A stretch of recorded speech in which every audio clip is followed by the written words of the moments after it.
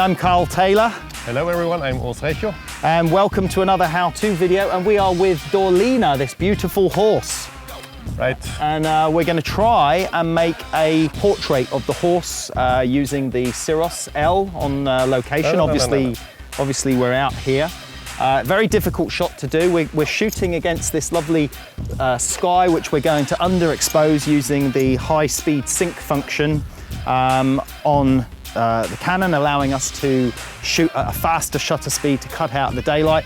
And we're just using a couple of Para 88s, as you can see here, with the Siros L lights. Okay, the 800, two 800s. Two 800s, yeah, to get the maximum power of light that we can against the daylight. Just going to try and get the shot as quick as we can because we're working against the light, and hopefully Dorlina will stay in a nice position and pose for us that we can get the shot that we need.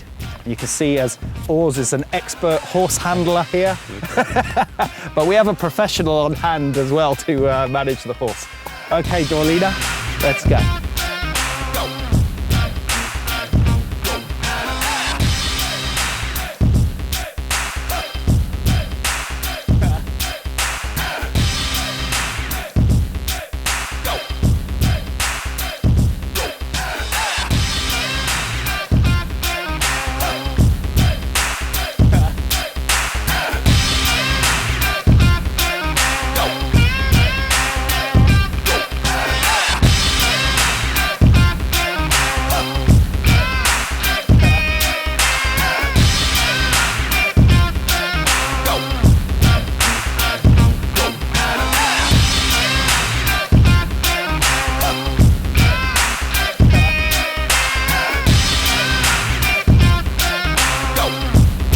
So Urs, what are you going to do?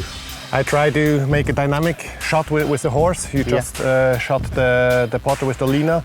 Now I have a slightly darker horse, and I would like actually to shoot him when he's actually jumping. Over here like this? Yes, wow. That's what I want. Superb timing. Exactly. So what are you going to use lighting-wise for this? Yes, I'm a little bit further away. Yeah. You could, for the portrait, you could go close by, so I'm a little bit further away because I need more space, I have a bigger set. So that's why I did add two more Siros in front of the Paras. Yeah, get a bit so more. I have the Siros L800 inside the Paras, focus to get the max out of it, and just to add a little bit of light, extra lights. I put the small Siros just in front of the Paras. They won't create any shadows because the Para is much bigger than the Siros, so the light will go around it. And like this, I hope that I get enough light. So you've got a bigger area to light, so that's why you need more power. And I see you put one light a little bit further away around, so you're trying to get a little bit of side lighting as well. Exactly, I'm shooting from here. This is, let's say, the main light, and I hope that because the horse is very dark, I try to set up a little bit of a backlight. Right, so we're going to be shooting with the high-speed sync function because we're shooting with like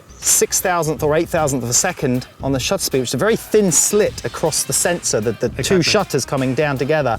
So how do we make the flash duration last for the duration as that focal plane shutter comes down across the sensor? Exactly. So we actually built the Siros L to have very short flash durations. Yes. When working in the studio to freeze movements. To freeze stuff, yes. But here it's a different story because the shutter needs some time to roll down. Yes. Okay. So we have to program a long flash duration. A long flash duration so that it lasts for the time that the whole shutter covers the sensor during that. Exactly, because when I actually shoot with a short exposure time, this is nothing else than a scan camera. Yes. And when I have a scan camera, I need a continuous light or a continuous flash. Yes, absolutely. And that's, I do it like this. I go here in the menu to the HS. Yep.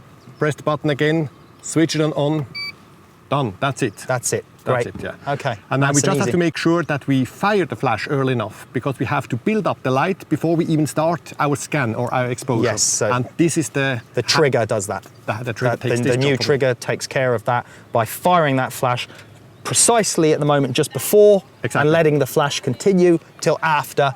During the scan of that focal plane shutter, as that slit goes across the sensor when we're using very high speed shutters on 35mm DSLR. And we've only got a short amount of goes with the horse before it's tired. So she told me 8 to 10 times. Good luck. I try. Okay, well, just let me know if you need anything.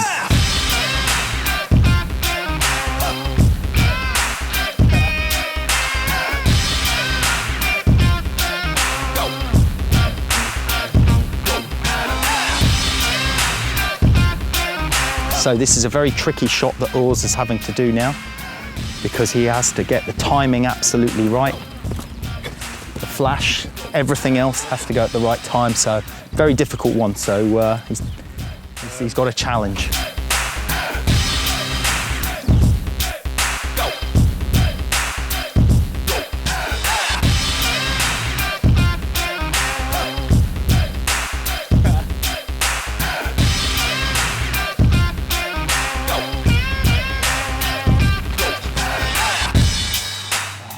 See, dedication to the cause right there.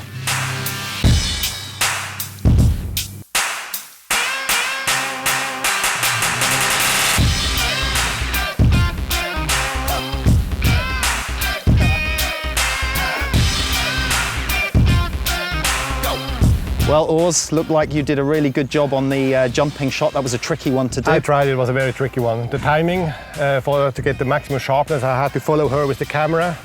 I had to get the focus right. I needed a fast finger. Yes, you did. She gave me lots of shots. I think we took 10 or 15, so... I think you got the result. But, you know, I don't think the skill really was in your hands. It was down to Coretto and Caroline, so... Absolutely.